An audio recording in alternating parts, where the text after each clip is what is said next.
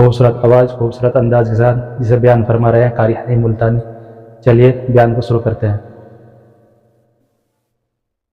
لے جا رہے ہیں، راستے میں کچھ بچوں کو کھیلتے ہوئے آپ نے دیکھ لیا، بڑی خوشی سے چھلانگے لگا رہے ہیں، بچے کھیل رہے ہیں. ایک بچہ دیوار کے ساتھ بالکل مونچھا غمزدہ پریشان کھڑا ہے. حضور کریم صلی اللہ تعالی علیہ وسلم کی نگاہ مبارک اس بچے پہ پڑ گئی. آپ نے قریب تشریف لا کر اس سے پوچھا، او بچے، سارے بچے کھیل رہے ہیں، تو کیوں نہیں کھیلتا؟ کہنے لگا میرا کھلانے والا دنیا سے چلا گیا، کیسے کھیلوں؟ ابا نہیں، اماں نہیں، ہر وقت پریشان رہتا ہوں، لوگوں کے دروازوں پہ چوکھٹوں پہ دھکے کھاتا ہوں. آپ مدنی کریم صلی اللہ تعالی علیہ وسلم نے رحمت والے ہاتھ سے اس یتیم کی انگلی پکڑی اور اپنی ساتھ پیار کرتے ہوئے تشریف لے آئے. فرمایا جناب عائشہ صدیقہ رضی اللہ تعالی عنہا سے، اللہ والی، آج اللہ پاک نے تجھے بڑی غنیمت بخشی ہے، بڑی دولت دی ہے، عید کا دن ہے، میں عید کی نماز کے لیے جا رہا تھا، بچے سارے خوشیاں منا رہے تھے، یہ بچہ دیکھا میں نے بڑا غمزدہ کھڑا تھا، بڑا پریشان کھڑا تھا. اب میں نے اس سے پوچھا آج عید کا دن ہے تو خوشی کیوں نہیں مناتا؟ بچہ نے جواب دیا میری خوشی منانے والے دونوں ہی چلے گئے.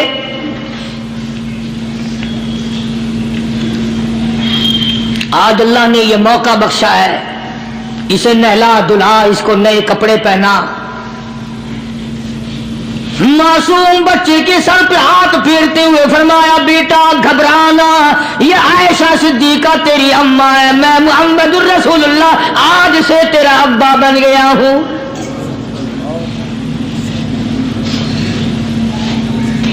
نلایا دلایا، کھلایا پلایا، ہنسایا، اسے بلایا ساتھ لے کر. جب حضور کریم صلی اللہ تعالی علیہ وسلم ان بچوں کے پاس سے پھر گزرے جو پہلے کھیل رہے تھے، اس زمانے کے تو بچے بھی سمجھدار تھے، آج تو چٹی داڑھی والوں کو سمجھ نہیں ہے. قبر بالکل کنارے، قبر کے کنارے پہ کھڑے ہیں پھر بھی سمجھ نہیں. کسی کو حسد نے مارا، کسی کو تکبر نے مارا، کسی کو دولت کی بیماری نے مارا، اسی کو مجذوب کہتا ہے نفس اور شیطان خنجر در بغل. کوئی آدمی اپنے بارے میں اطمینان نہ کرے کہ میرا معاملہ ٹھیک ہو گیا، نہ جانے آخری وقت میں کیا بن جائے گی. ایک اللہ والے کا انتقال ہونے لگا، آخری وقت ہے، خاندان اس اللہ والے کا چاروں طرف بیٹھا ہوا ہے، مریدین بیٹھے ہوئے ہیں، اللہ والے کے چاروں طرف حلقہ بیٹھا ہوا، آخری وقت ہے. عربی زبان میں جس کا ترجمہ یہ ہے، اس کی زبان سے ایک بات نکلتی ہے ابھی نہیں، ابھی نہیں، ابھی نہیں، ابھی نہیں، ابھی نہیں. مرنے کے بعد کسی نے خواب میں دیکھا تو پوچھا حضرت جی دنیا درود شریف پڑھتی ہے، مرتے وقت کلمہ پڑھتے ہیں، اللہ اللہ کرتے ہیں، یہ آپ ابھی نہیں ابھی نہیں کیا فرما رہے تھے؟ تو یوں فرمایا تمہیں کیا معلوم ہے، شیطان میرے سامنے کھڑا تھا اور کہتا تھا میں نے دنیا کو پھنسایا، دنیا کو ورغلایا، دنیا کو بہکایا، تو میرے پھندے سے پھنس گیا، تیرے علم نے، تیری نیکی نے بچا لیا. تو میں کہتا تھا ظالم ابھی تو سانس آ رہی ہے، نہ جانے کیا بنے گی، ابھی نہیں، ابھی نہیں، ابھی نہیں.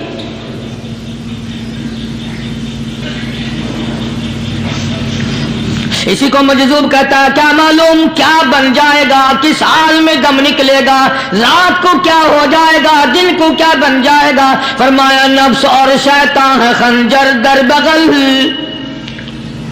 نفس اور شیطان ہے خنجر در بغل، وار ہونے کو ہے اے غافل سنبھل. آیا دشمن کا وار. 4 نمازیں پڑھی، باقی ساری دنیا کافر نظر آنے لگ جاتی ہے. میں نمازی ہوں، یہ سارے بے ایمان پھرتے ہیں. شیطان پیدا کرتا ہے یہ چیزیں. اگر اللہ نام پہ تھوڑی سی کبھی خیرات کر دی تو بہانے بہانے لوگوں کے سامنے ذکر ہو رہا ہے، اجی آج کل تو ہمارے کاروبار نہیں، ورنہ انشاءاللہ فلاں مسجد جو ہے نا یہ ہم نے بنائی تھی، بہانے بہانے بتانا۔ اسی لیے مجذوب کہتا ہے گھبرایا نہ کر اور اپنے آپ کو اطمینان نہ دلایا کر، کہتا ہے نفس اور شیطان ہے خنجر در بغل، وار ہونے کو ہے اے غافل سنبھل۔ چلا شیطان کا خنجر، چلا شیطان کا خنجر، لگایا اس نے دو، لگایا اس نے دو۔ لوگوں کا خیال یہ ہے کہ شیطان صرف وہ، شیطان کے بہکائی میں وہ آدمی آتا ہے جو کسی کو قتل کر دے۔ لوگوں کے نزدیک صرف زنا کرنا گناہ ہے، قتل کرنا گناہ ہے، چوری کرنا گناہ ہے، ڈاکہ مارنا گناہ ہے، اور چوتھی چیز گناہ ہی کوئی نہیں۔ حضرت عثمان غنی ذی النورین رضی اللہ تعالی عنہ کی مبارک مجلس ہے، صحابہ کرام کا دور ہے، نبی کا دوہرا داماد، مجلس ہے عثمان ذی النورین کی۔ ایک آدمی مجلس میں آ کے بیٹھا،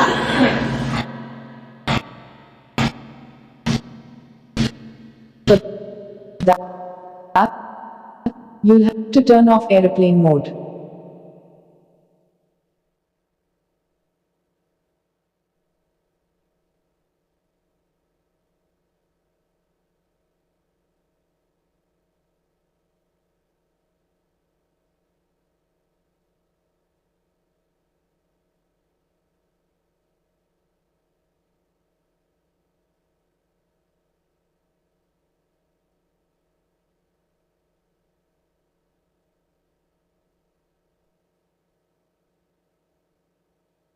کی مجلس میں ایک آدمی آ کے بیٹھا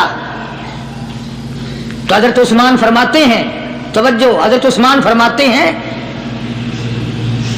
یوں نہیں فرمایا کہ تو نے ایسا کیا ہے، اسے ذلیل نہیں کیا، بلکہ یوں فرمایا لوگوں کو شرم نہیں آتی، لوگ آنکھ کا زنا کر کے میری مجلس میں آ کے بیٹھتے ہیں، لوگ آنکھ کا گناہ کر کے میری مجلس میں آ کے بیٹھتے ہیں۔ تو دور تھا نا صحابہ کرام کا، فوراً چوٹ کی کسی نے کہ نبی کے بعد وحی آنی شروع ہو گئی، یعنی آپ کو کیسے پتا چل گیا کہ کوئی آدمی غلط نگاہ ڈال کے آیا؟ اس کی رستے میں نظر کہیں غلط پڑی تھی آنے والے کی، آپ کو کیسے پتا چلا؟ یعنی بات کرنے والے کو بھی دیکھو اور پھر چوٹ کرنے والے کو بھی دیکھو۔ تو حضرت عثمان رضی اللہ تعالیٰ عنہ نے فرمایا بھائی پاک مجلس میں اگر ایک تولا بھی کوئی پخانہ لے کر آ جائے تو بدبو تو آ ہی جائے گی نا۔ صحابہ کی پاک مجلس میں اگر کوئی آنکھ کا زنا بھی کر کے آیا، فرمایا مجلس کے اندر بدبو پھیل گئی۔ تو اللہ والوں کی مجلس ہے اور اللہ والوں کی رفاقت ایک بہت بڑی چیز تھی، کبھی لوگ حاصل کیا کرتے تھے، اب تو ہر آدمی پیر ہے، ہر آدمی لیڈر ہے، ہر آدمی چودھری ہے، ہر آدمی بڑا بنا ہوا ہے، چھوٹا ہم میں کوئی ہے ہی نہیں۔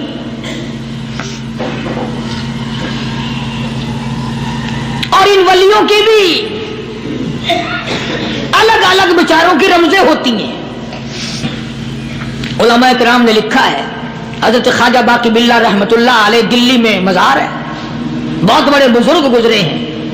دیکھو میں ذکر خیر کر رہا ہوں نا، کئی لوگ تمہیں نکلتے ہوئے ٹانگے والے، گھوڑے والے، رکشے والے کہتے ہیں قاری علی ولیوں کو نہیں مانتا۔ میں یہ ذکر خیر ولیوں ہی کا تو کر رہا ہوں، بات صرف اتنی ہے، تمہیں اچھی لگے یہ بری لگے، میں ننگوں کو نہیں مانتا۔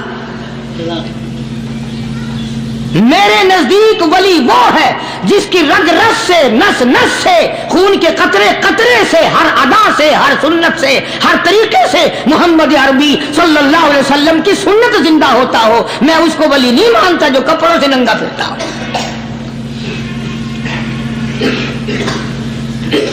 خواجہ باقی باللہ رحمت اللہ علیہ کو بھٹیارے نے دیکھا، ایک تباہی تندور والا، حضرت خواجہ صاحب کو دیکھا کہ جامع مسجد دلی کے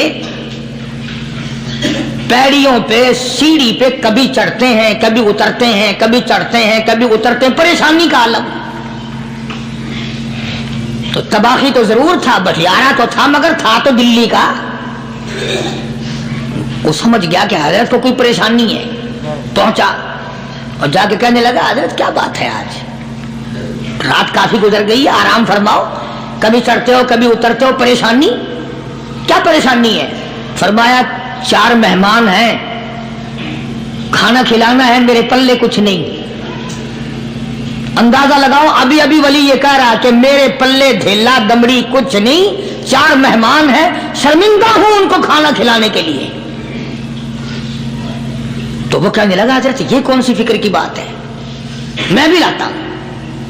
وہ کھانا لایا اور حضرت کے مہمانوں کو کھانا کھلایا، کھانا کھا لیا، فارغ ہو گئے۔ دیکھو ولی کی بات، ابھی تو کہتا تھا کہ روٹی نہیں ہے، اور ابھی ابھی وہی ولی کہتا ہے بٹیارے کا ہاتھ پکڑ کے مانگ کیا مانگتا ہے،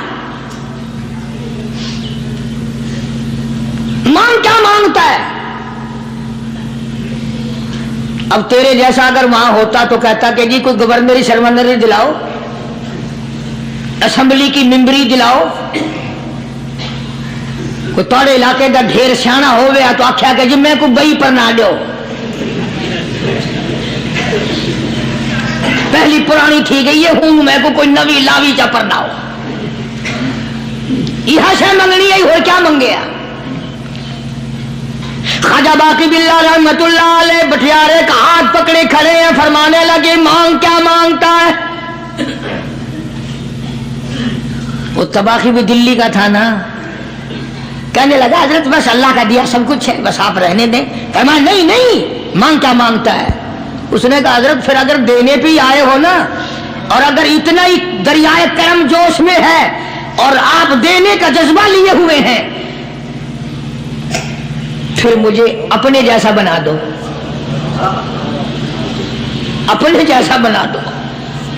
کیا مانگا ہے؟ مجھے اپنے جیسا بنا دو۔ فرمایا نہیں برداشت کر سکے گا۔ کہنے لگا پھر پوچھتے کیوں ہو کیا مانگتا ہے، جب دینا ہی کچھ نہیں تو پوچھتے کیوں ہو، اگر دینے پہ آئے ہو اپنے جیسا بنا دو۔ یہ لکھا ہے کہ خواجہ باقی باللہ نے اس بٹیارے کو اپنے سینے سے لگا کر کے تھوڑا سا دبایا تھا، پٹاخ کر کے روح نکل گئی بٹیارے کی۔ بلا جو تجلیات خدا بندی بتدریج آہستہ آہستہ سینے میں آئے تھے، ان کا کرنٹ وہ یکدم برداشت کیسے کرتا۔ میرا عرض کرنے کا مقصد یہی ہے کہ ہم لوگ اپنے آپ کو کب سنبھالیں گے، اور وہ کون سا وقت آئے گا کہ ہم اس بات کے قائل ہوں گے اور تسلیم کریں گے کہ جو کرتا ہے خدا کرتا ہے، بندہ کچھ نہیں کر سکتا۔ تو میں نے اس لیے عرض کیا، مجذوب کہتا ہے نفس اور شیطان ہے خنجر در بغل، نفس اور شیطان ہے خنجر در بغل، وار ہونے کو ہے اے غافل سنبھل۔ کبھی 4 دن بیٹھ کے اللہ اللہ کر لی، تسبیح پھیر لی، تو دوسروں کو یہ تو دنیا کے دھندے میں پھنسے ہوئے ہیں، میں بہت بڑا ولی ہوں، میں بہت بڑا ابدال ہوں، مجھ سے بڑا تو کوئی نیک ہے ہی نہیں۔ یہ بہت بڑی مار ہے شیطان کی۔ اسی کو کہتا کہ نفس اور شیطان ہے خنجر در بغل، وار ہونے کو ہے اے غافل سنبھل، آ نہ جائے دین و ایمان میں خلل، آ نہ جائے دین و ایمان میں خلل، باز آئے بدعمل۔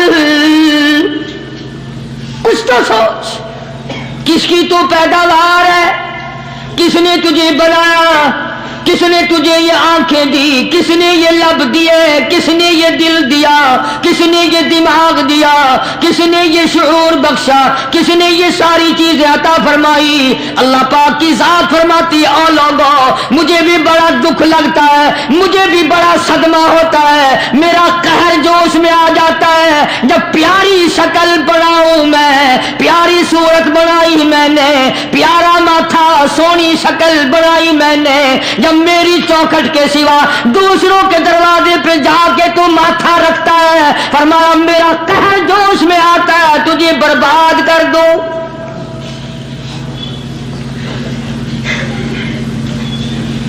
سب کچھ میں نے دیا، سب کچھ میں نے بخشا، اور پھر بھی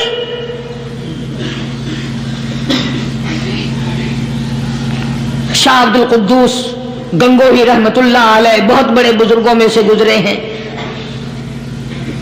बहुत बड़े अल्लाह वाले थे। एक रास्ते से गुजर रहे हैं, मुरीदीन साथ हैं, हल्का साथ है। रास्ते में एक गंदगी का ढेर पड़ा हुआ था, बदबू आ रही थी। तो शाह अब्दुल कुद्दूस ने अपने हल्के असर के लोगों से और मुरीदों से कहा, ठहर जाओ। हालांकि लोग नाक पे कपड़ा रखकर जल्दी गुजरना चाहते थे, बदबू से बचने के लिए तेज रफ्तार वहां से गुजरना चाहते थे, मगर शेख के कहने पर खड़े हो गए।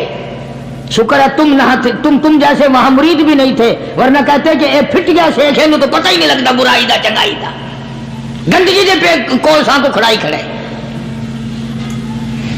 शाह अब्दुल कुद्दूस रहमतुल्लाह अलैह, गंगोही रहमतुल्लाह अलैह ने फरमाया, ओ लोगों, ये गंदगी, ये पखाना, ये अफोलत वाली चीज तुम्हें एक सबक दे रही है। तो बड़े हैरान हुए कि गंदगी सबक दे रही है क्या? हाँ, ये बदबू का ठिकाना ये सबक दे रहा है क्या? हाँ, ये एक सबक तुम्हें पढ़ा रहा है। और वो क्या? शेख फरमाने लगे, ये गंदगी तुमसे कहती है, लोगों, कल से पहले पहले मैं मिठाई की सूरत में हलवाई के थाल में रखा हुआ था, जो देखता था उसके मुंह में पानी आ जाता था। हलवे की सूरत में था, जलेबी की सूरत में था, इमरती की सूरत में था।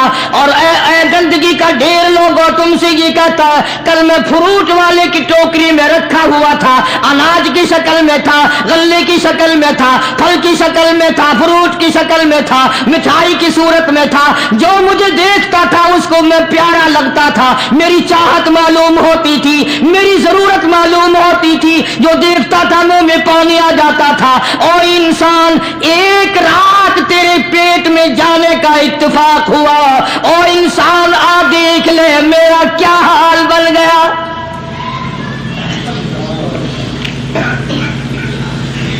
एक रात तो तेरी सोहबत में रहा हूं, एक रात तेरे अंदर ठहरने का इत्तेफाक हुआ, देख मेरा क्या हाल बन गया।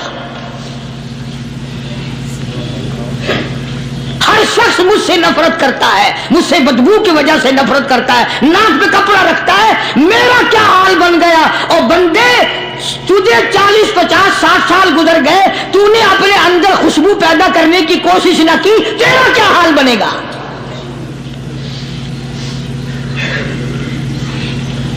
सारे लोग हैरान हुए कि शेख ने क्या बात फरमाई। हजरत शिबली रहमतुल्लाह अलैह बहुत बड़े बुजुर्गान दीन में से गुजरे हैं, अपने साथियों मुरीदों के साथ चल रहे हैं। चलते चलते एक जेल खाने के आगे से गुजरे, वहां किसी डाकू की लाश लटकी हुई थी, ऐसी लाश के जिसके दोनों पैर नहीं, दोनों हाथ नहीं, गर्दन नहीं, ऐसी लाश लटकी हुई है, उसके दोनों पैर भी नहीं, दोनों हाथ भी नहीं, सर भी नहीं।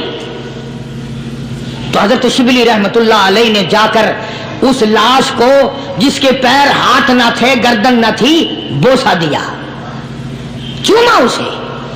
तो सारे मुरीद कहने लगे, हजरत जी ये किसी वली की लाश तो है नहीं, ये तो सरासर नजर आती है किसी बदमाश की है, हाथ भी कट गए, पैर भी कट गए, गर्दन कटा बैठा।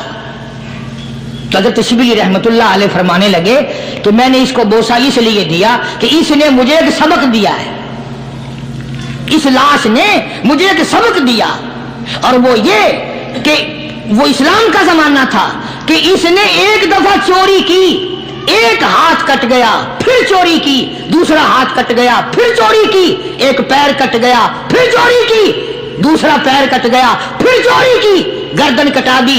इसने मुझे ये सबक दिया, शिबली मुझे चोरी से प्यार था, सारा कुछ कटा बैठा मगर बाद ना आया, तुझे तेरे रब से प्यार है, टीमा बनवा लेना मगर छोड़ना नहीं।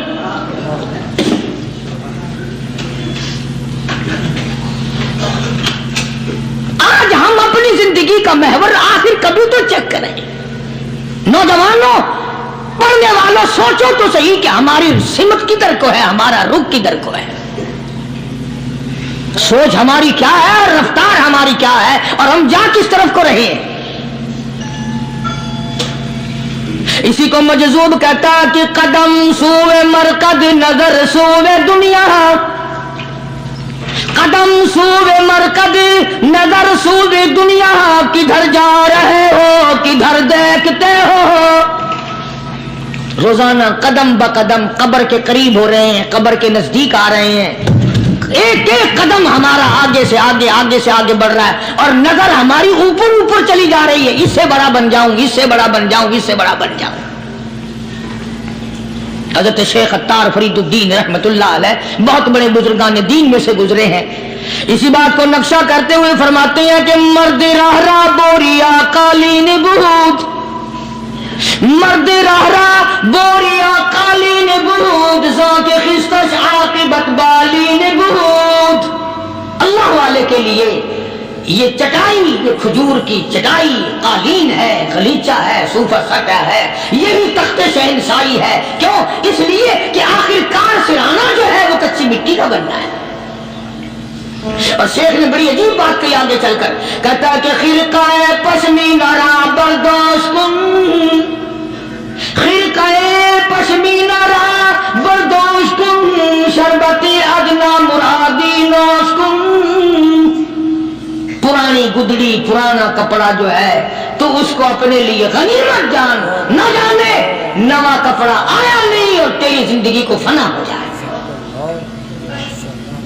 یہی نظر تھی ان حضرات کی جناب ابو بکر صدیق سب کا رضی اللہ تعالی عنہ خلیفہ بلا فصل ہیں امیر المؤمنین ہیں مدنی کریم صلی اللہ تعالی وسلم کے جانشین ہیں حضور کے سسر ہیں آخری وقت ہے جناب ابو بکر صدیق رضی اللہ تعالیٰ عنہ کا بالکل آخری وقت ہے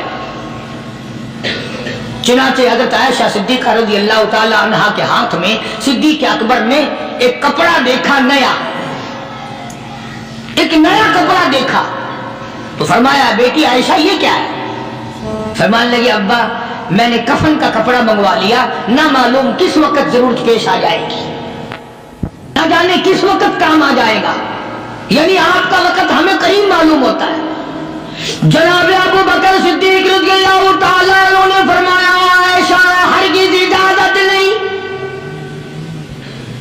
مجھے نیا کفن پہنانے کی کوئی ضرورت نہیں مجھے نیا کفن دینے کی کوئی ضرورت نہیں میری طرف سے قطعی تجھے اجازت نہیں عرض کرنے لگی ابا جان اب تو میں نے منگوا لیا اب تو میں نے خرید لیا اسی ارادے سے خریدا ہے اسی ارادے سے منگوایا ہے آپ اجازت دے دیں رونے لگے اور فرمایا عائشہ ہوئی تو ام المومنین میں سے ہے تو نبی پاک صلی اللہ علیہ وسلم کی گھر والی ہے اور تیری جھولی میں قرآن اترتا تھا تیری جھولی میں حضور کی وفات ہوئی ہے تیرے حجرے میں وفات ہوئی ہے تیری گود میں حضرت کی وفات ہوئی ہے تو بتا کہ کالی کملی والے صلی اللہ علیہ وسلم کا لباس کیسا تھا آج اس چٹخ پٹخ نے تباہی پھیر دی اور تو بنا نہ تباہی پھیرو ہر روز نئے سوٹ نئے کپڑے اور اگلی جہان کی تیاری قطعی نہیں بڑی عجیب بات کہی کسی نے کہتا منہ دیکھ لیا آئینے میں شیشہ دیکھتی ہے نا عورتیں آج کل نوجوان عورتوں سے بھی زیادہ شیشہ بار بار دیکھتے ہیں کہتا منہ دیکھ لیا آئینے میں منہ دیکھ لیا آئینے میں اور داغ نہ دیکھا سینے میں منہ دیکھ لیا آئینے میں اور داغ نہ دیکھا سینے میں کیا خوب لگا دل جینے میں کیا خوب لگا دل جینے میں مرنے کو مسلمان بھول گئے اور کبھی تو سوچ لیا کر آج چہرے کی صفائی ہے کپڑے کی صفائی ہے بدن کی صفائی ہے بالوں کی صفائی ہے مگر دل پلیتی سے بھرا پڑا ہے اس میں صفائی کب آئے گی وہ کون سا وقت ہوگا کہ تیرا تیرا دل شرک سے پاک ہوگا، بدعت سے پاک ہوگا، محمد عربی صلی اللہ علیہ وسلم کی بغاوت سے تیرا دل پاک ہوگا، اور تجھے شرم نہ آئے گی یہ منہ لے کر آقا کے دربار میں تو شفاعت کے لیے جائے گا۔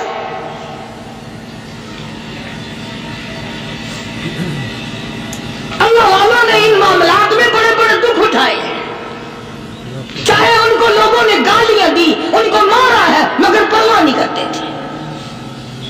حضرت مولانا محمد قاسم صاحب نانوتوی رحمت اللہ تعالی علیہ بانی دارالعلوم دیوبند پڑھا رہے تھے حدیث پاک۔ سبحان اللہ، یہ ہمارے جتنے اللہ والے بزرگ، اللہ والے عالم گزرے ہیں، ساری عمر حدیث پاک پڑھائی، ان کی زبان مدنی کریم کا فرمان، سبحان اللہ، ساری رات سارا دن، کسی نے 50 برس، کسی نے 40 برس، کسی نے 60 برس، کسی نے 30 برس، رات دن قال قال رسول اللہ صلی اللہ علیہ وسلم ہر وقت۔ تو مولانا نانوتوی کی کسی نے چگلی کری، انگریز گورنمنٹ تھی کہ اس نے تمہارے خلاف چھاونی بنائی ہے، یہ جو اس نے مدرسہ بنایا یہ تمہارے خلاف سازش ہے۔ مسلمان افسر تو یوں ہی دستخط کر دیتا ہے نا اندھا ہو کے، کبھی فائل پڑے گا کہ اس میں ہے کیا، چاہے خود اس افسر کی پھانسی پہ دستخط کروا لو۔ انگریز پھر ہوشیار تھا، انہوں نے کہا اچھا ہم انکوائری کریں گے۔ حضرت مولانا حدیث پاک پڑھا رہے تھے، طالب علم پڑھ رہے تھے، انگریز افسر آیا اور 3-4 گھنٹے مولانا قاسم نانوتوی رحمت اللہ علیہ کے سامنے بیٹھا رہا اور بار بار چہرے کو دیکھتا رہا، جا کے رپورٹ دی کافر انگریز نے، کہنے لگا میں وہ چہرہ دیکھ کر آیا ہوں جو جھوٹ بولنے والا چہرہ نہیں،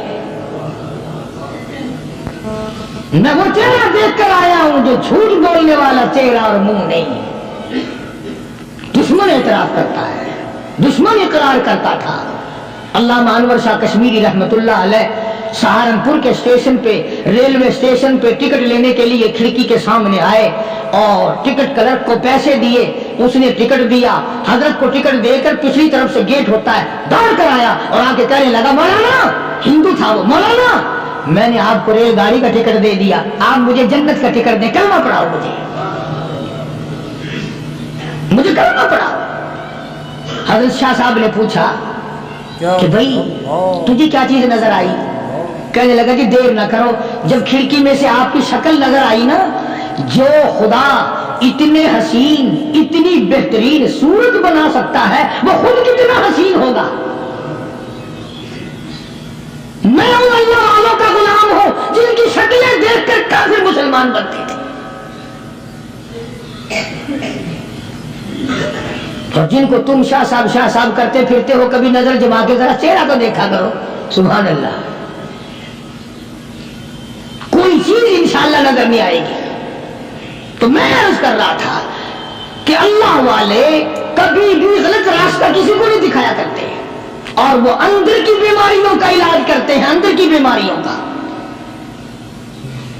سرتاج الاولیاء حضرت مولانا احمد علی صاحب لاہوری سبقت رحمت اللہ علیہ، اللہ اللہ اتنے جلیل القدر ولی تھے، علماء نے یوں لکھا ہے کہ پوری امت میں سے 2 آدمیوں کی قبر سے جنت کی خوشبو آئی، پوری امت میں سے، ایک امام بخاری اور ایک مولانا احمد علی لاہوری رحمہ اللہ، قبر کی مٹی سے جنت کی خوشبو۔ تو کیوں نہیں ہم ان لوگوں کی تابعداری کرتے، اور کیوں نہیں ہم اپنے حلقے اثر میں ایسے بزرگوں کا طریقہ کار لاتے جو ہمیں سیدھا منزل مقصود تک لے جائے۔ اسی کو کہتا ہے کہ مسلک سنت پہ اے سالک چلا جا بے دھڑک، مسلک سنت پہ اے سالک چلا جا بے دھڑک، جنت الفردوس کو سیدھی گئی ہے یہ سڑک۔ کہ جناب ابو بکر صدیق رضی اللہ تعالی عنہ نے حضرت عائشہ سے بار بار فرمایا کہ نیا کفن ڈالنے کی مجھ پہ ہرگز اجازت نہیں، اور جب جناب رسول کریم سب کہہ دو صلی اللہ علیہ وسلم کے بارے میں حضرت صدیق اکبر رضی اللہ تعالیٰ عنہ نے جناب عائشہ صدیقہ رضی اللہ تعالیٰ عنہ سے پوچھا کہ حضور کا کیا لباس تھا اور حضور کے کیسے کپڑے تھے، تو حضرت عائشہ رونے لگی، اور جب بتایا تو حضرت عائشہ کو فرمایا بیٹی یہ نیا کفن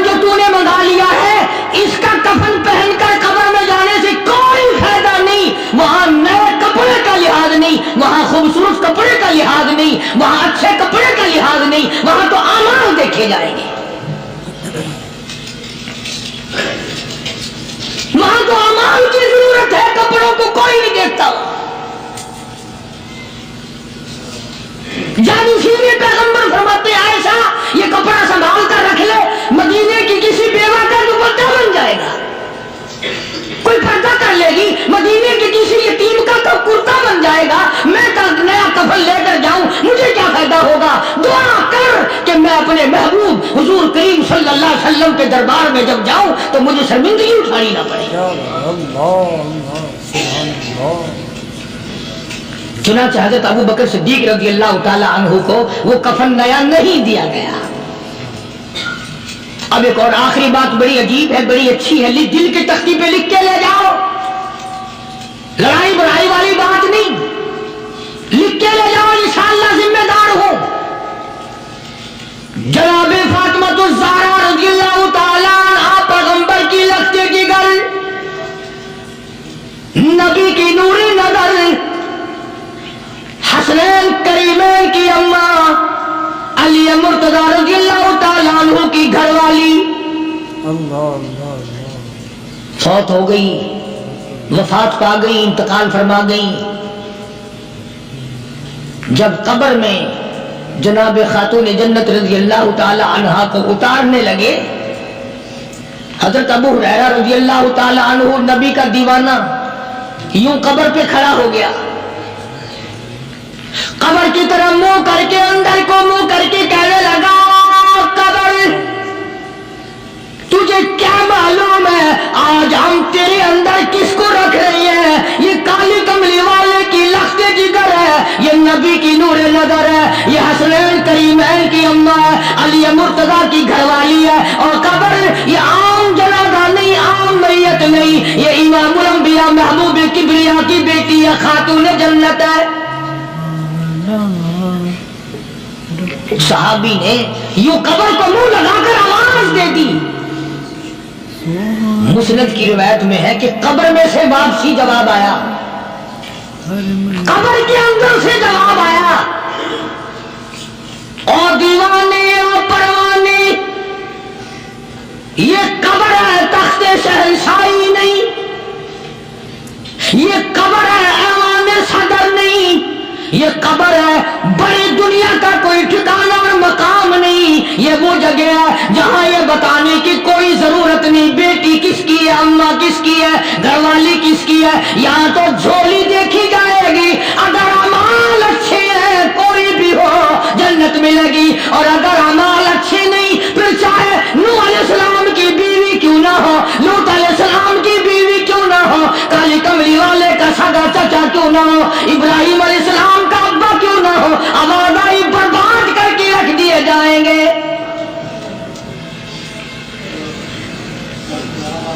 یہ تو عمل کی جگہ ہے, عمل کی. یہاں نہ اس بات کا لحاظ ہے کہ کپڑے کیسے ہیں, نہ اس بات کا لحاظ ہے کہ لباس کیسا ہے, نہ اس بات کا لحاظ ہے کہ یہ جھوپڑی سے جنازہ اٹھا ہے یا بنگلے سے, نہ اس بات کا لحاظ ہے کہ یہ جنازہ کوٹھی سے نکلا یا جھوپڑی سے نکلا ہے. یہاں تو ایمان دیکھا جائے گا, یہاں تو اعمال کی جھولی دیکھی جائے گی, ورنہ اور کوئی صورت یہاں پہ نہیں ہے.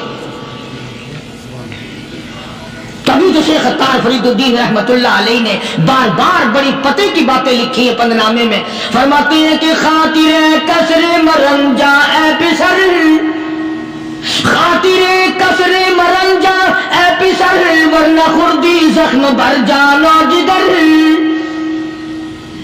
کسی کے دل پہ ناجائز تیر نہ چلایا کر, کسی کو نہ ستایا کر کہ کل تیرے دل کو اچانک تیروں سے گھائل نہ کر دیا جائے. تو اپنے آپ کو بچا, اپنی زبان. اسی کو کہتا کہ روزباں از غیبت مردم ببن, روزباں از غیبت مردم ببن, تا نبینی دست پائے خود ببن. جا لوگوں کے گلے سے چگلی سے اپنی زبان کو بند کر, تاکہ قیامت کے دن تیرے ہاتھ پاؤں بندھے ہوئے نہ آئیں. اب یہ ولی نے تو بات کہہ دی, مگر آپ کیسے سمجھیں؟ حدیث پاک میں آتا ہے، حضرت شاہ عبد العزیز صاحب دہلوی رحمۃ اللہ علیہ نے لکھا ہے کہ قیامت کے دن اللہ کی عدالت میں لوگوں کو الگ الگ صورتوں میں پیش کیا جائے گا. ایک قوم آئے گی، ایک جماعت آئے گی، لوگ آئیں گے، ان کے دونوں ہاتھ پاؤں بندھے ہوئے آئیں گے، جیسے مشکلی باندھ دیتے قاتلوں کی، پیر بھی بندھے ہوئے، ہاتھ بھی بندھے ہوئے. حضور کریم صلی اللہ علیہ وسلم سے صحابہ کرام نے پوچھا کالی کمری والے وہ کون لوگ ہوں گے؟ جواب ملا کہ یہ چغلی کرنے والے لوگ ہوں گے، اور ہم اس کو گناہ نہیں مانتے، ہمارے دماغ میں یہ گناہ نہیں ہے. اللہ والوں کے نزدیک یہ بہت بڑی چیزیں ہیں، اور یہ وہی لوگ ان چیزوں کی اصلاح کرتے ہیں، دوسرا کون کر سکتا ہے؟ اس لیے قرآن کریم نے فرمایا ان الذین قالوا ربنا اللہ، ان الذین قالوا، بے شک وہ لوگ جنہوں نے اپنی زبان سے یوں اقرار کر لیا، قالوا ربنا اللہ، بے شک جو لوگ اقرار کرتے ہیں، زبان سے کہتے ہیں ربنا اللہ، رب ہمارا اللہ ہے، رزق دینے والا وہی، اولاد دینے والا وہی، نفع منافع دینے والا وہی، خسارہ دینے والا وہی، فقیر کو تخت شہنشاہی پہ بٹھا دینے والا وہی، اور بادشاہ کو اٹھا کر تخت سے نیچے پھینک دینے والا وہی، اور کوئی ہی نہیں.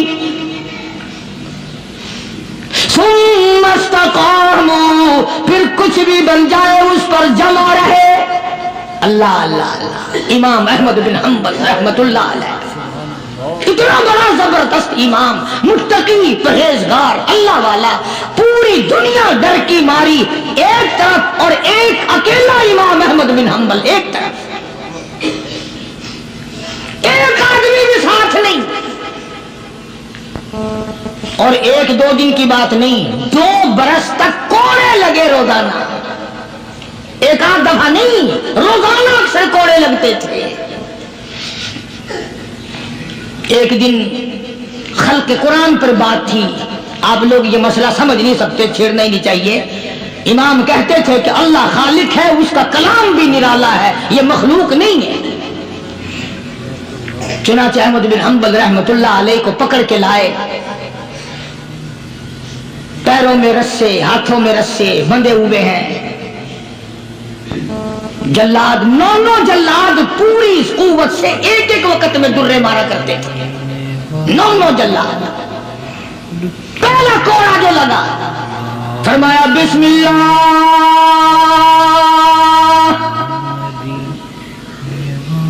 دوسرا کوڑا پڑا، فرمایا الحمدللہ، تیسرا کوڑا لگا، فرمایا الا ان کلام اللہ غیر مخلوق، خبردار اللہ کا کلام مخلوق نہیں. جس بات پہ کوڑا لگا تھا وہی اعلان پھر کیا. علماء نے لکھا ہے کہ ایک جلاد نے اتنا زور سے کوڑا مارا کہ جو سلوار یا پاجامہ پہن رکھا تھا، اندازہ لگا چمڑے کا کیا بنا ہوگا، کمر بند ٹوٹ گیا، زار بند ٹوٹ گیا کوڑے کی ضرب سے. اگر آپ کی توجہ ہے اور ان حضرات کو کچھ سمجھ سکتے ہو، علماء نے لکھا ہے کہ جب کمر بند ٹوٹا، زار بند ٹوٹا، احمد بن حنبل کے ہاتھ پیر بندھے ہوئے ہیں، یوں آسمان کی طرف نگاہ اٹھائی، الہی تیرے قرآن کی وجہ سے مار کھاؤں، تیری عزت کا واسطہ، تیرے قرآن کی آبرو ہے، یا اللہ ان لوگوں کے سامنے ننگا نہ کر.